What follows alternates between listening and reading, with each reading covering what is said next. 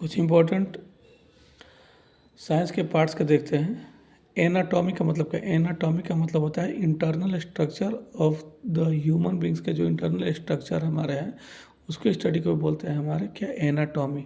ठीक है। Study of grasses, ठीक है, स्टडी ऑफ ग्रासेस को बोलते हैं एग्रोएस्ट्रोलॉजी। एग्रोएस्ट्रोलॉजी मतलब क्या होता है? स्टडी ऑफ ग्रासेस, घास की स्टडी को एग्रोएस्ट्रोलॉजी बोलते हैं। एनाटॉमी बोलते हैं internal structure of the organism को। फिर आपका एर्थोलॉजी, ऑर्थोलॉजी क्या होता है? स्टडी ऑफ ज्वाइंट्स, जो ज्वाइंट्स मतलब जोड़ के जो स्टडी होता है उसको बोलते हैं आर्थोलॉजी। ठीक है। एपी कल्चर के बारे में समझ पाइए। एपी कल्चर क्या होता है? हनी मतलब होता है मधुमक्खियों का, मधुमक्खी पालन की स्टडी को क्या बोलते हैं? हम एपी कल्चर बोलते हैं। फिर हमारा एंथ्रोपोलॉजी होता है। एंथ्रोपोलॉजी में हमारे कल्चर का स्टडी किया था। किसका स्टडी किया था? कल्चर का, मतलब कि क्या हमारी संस्कृति रही थी, कल्चर का स्टडी किया था। और पास्ट एंड प्रेजेंट का रिलेशन के बारे में बात किया जाता है, इसको क्या बोलते हैं? एंथ्रोलॉजी।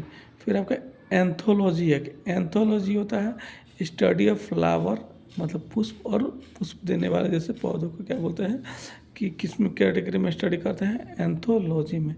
एंथोलॉजी में, एंथ्रोपोलॉजी में हमारा कल्चर का स्टडी करते हैं। फिर एंगियोलॉजी एक है, तो एंगियोलॉजी हमारे ब्लड वेस्कुलर सिस्टम का यूज़ करते हैं, जिसमें आरबीसी, डब्ल्यूबीसी जो भी होता है ब्लड का जो जांच होता है उसके बारे में, ब्लड की जांच फंक्शन को जांच करने के लिए हम क्या ब्लड वेस्कुलर सिस्टम के लिए एंगियोलॉजी में पढ़ते हैं। ठीक है। फिर क्रायोबायोलॉजी बहुत इंपॉर्टेंट है। तो क्रायोबायोलॉजी में होता है ना the effect of low temperature on organism and their preservation. जो हमारे क्रायोबायोलॉजी में जो कम तापमान पे कैसे किसी मतलब जानवर या कोई भी कैसे सर्वाइव करेगा, क्या रहेगा, उसके बारे में हम स्टडी किस में करते हैं, और कैसे हम प्रिजर्व कर पाएंगे, बचा पाएंगे किसी भी चीज़ को, तो उसके बाद क्रायोबायोलॉजी में आता है। ठीक है। साइटोलॉजी किस चीज़ का? साइटोलॉजी होता है, जानते हैं, स्टडी ऑफ सेल्स होता है।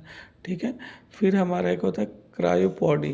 क्रायोपॉडी मतलब होता है स्टडी ऑफ फीट, जो पैर का पंजा होता है नीचे का उसको फीट बोलते हैं। तो फीट के स्टडी को क्या बोलते हैं? हमारे क्रायोपॉडी, क्रायोपॉडी। ठीक है। फिर डेंड्रोक्रोनोलॉजी होता है। डेंड्रोक्रोनोलॉजी किस चीज़ के लिए होता है? प्लांट्स के एज के लिए। और ये क्या करते हैं? एनुअल रिंग निर्माण करते हैं, मतलब हर एक साल में एक रिंग बनता है। ठीक है। और उस रिंग को काउंट करके हम आपका किस में पढ़ते हैं? इसके बाद डेंड्रोक्रोनोलॉजी में, जिससे हम प्लांट की एज या आयु मापते हैं। ठीक है। फिर इकोलॉजी एक इंपॉर्टेंट देख लीजिए लास्ट बार। तो इकोलॉजी होता है लिविंग देयर इन्वायरमेंट, जो लिविंग बींग्स हैं, जो भी लिविंग बींग्स हैं, तो उनका उनके इन्वायरमेंट के द्वारा क्या रिलेशन है, क्या संबंध है, क्या प्रभाव होगा, इसको हम स्टडी करते हैं इकोलॉजी में। ठीक है। एक बार जल्दी से, एक बार और जल्दी से फटाक से जल्दी से देख लेते हैं। एनाटॉमी होता है internal structure of the organism के लिए होता है। एग्रोएस्ट्रोलॉजी होता है, एग्रोएस्ट्रोलॉजी होता है ग्रासेस के लिए। आर्थोलॉजी होता है ज्वाइंट्स के लिए। ठीक है। एपीकल्चर हनी बी के लिए होता है। एंथ्रोपोलॉजी, एंथ्रोपोलॉजी हमारा कल्चर का स्टडी होता है। एंथोलॉजी हमारा फ्लावर एंड फ्लावरिंग प्लांट का हिस्सा है। ठीक है। एंगियोलॉजी, एंगियोलॉजी हमारा होता है ब्लड वेस्कुलर सिस्टम के लिए। एंगियोलॉजी किस किस के लिए होता है? ब्लड वेस्कुलर सिस्टम के लिए होता है। क्रायोबायोलॉजी किस चीज़ के लिए होता है? कम तापमान पे कैसे भी कोई चीज़ को हम रख पाएंगे, उसको सर्वाइव करा पाएंगे, तो इस चीज़ के बारे में क्रायोबायोलॉजी में पढ़ते हैं। साइटोलॉजी में सेल के बारे में पढ़ते हैं।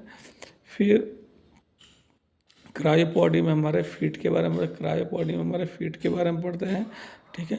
फिर डेंड्रोक्रोनोलॉजी हमारा प्लांट का हमारा एज बताता है। इकोलॉजी में लास्ट में क्या बताता है? लिविंग एंड देयर इन्वायरमेंट का रिलेशन, जो भी लिविंग बीइंग है उनका इन्वायरमेंट से क्या रिलेशन है, इसके बारे में कौन बताता है? आपका इकोलॉजी। ठीक है। जय हिंद, जय भारत।